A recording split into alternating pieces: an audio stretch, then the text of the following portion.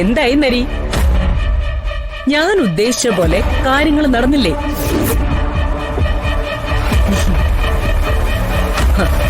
മൂക്ക് കയറിടാനുള്ളിടത്ത് മൂക്ക് കയറിടാൻ ഈ രമാദേവിക്ക് നന്നായിട്ടറിയാം.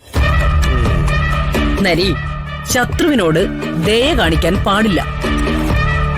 ദയ കാണിച്ചാൽ ശത്രു പഴയതിലും 10 മടങ്ങ് ശക്തിയിൽ തിരിച്ചു വരും. ശിവദാസന്റെ കാര്യത്തിലും അതുതന്നെയാ എന്റെ നിലപാട്. ജയിൽ ഇടിഞ്ഞു വീണാ പോലും ശിവദാസൻ പുറത്തു വരരുത്. അതിനകത്തിട്ട് തീർക്കണം ശിവദാസനെ. അതിനു മുൻപ് ആ മണിമാല നമ്മൾ തേടിപ്പിടിക്കണം. ദിവ്യശക്തിയുള്ള ആ മണിമാല തേടി തന്നെയാ ഞാനും വേട്ടയ്ക്ക് ഇറങ്ങിയത്.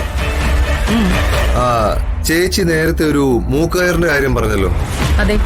ആ മൂക്കയർ ഇടാൻ വാങ്ങിച്ച കയറ് ബാക്കിയുണ്ടോ? എന്താന്നരി, നീ എന്നെ കളിയാക്കാണോ? ഞാൻ കളിയാക്കിയൊന്നുമല്ല, സീരിയസ് ആയിട്ട് പറഞ്ഞതാ.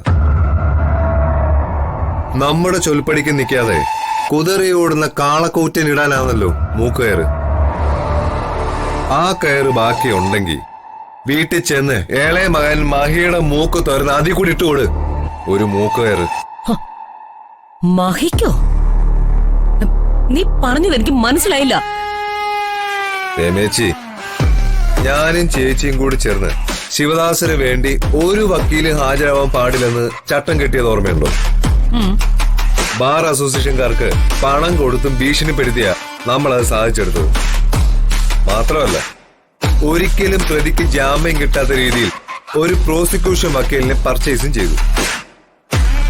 എന്നിട്ടും ശിവദാസന് വേണ്ടി കറുത്ത കോട്ടിട്ട് കോടതിയിൽ വാദിച്ച ആരാന്നറിയാവോ? രമേച്ചയുടെ ഇളയ മകൻ മഹി.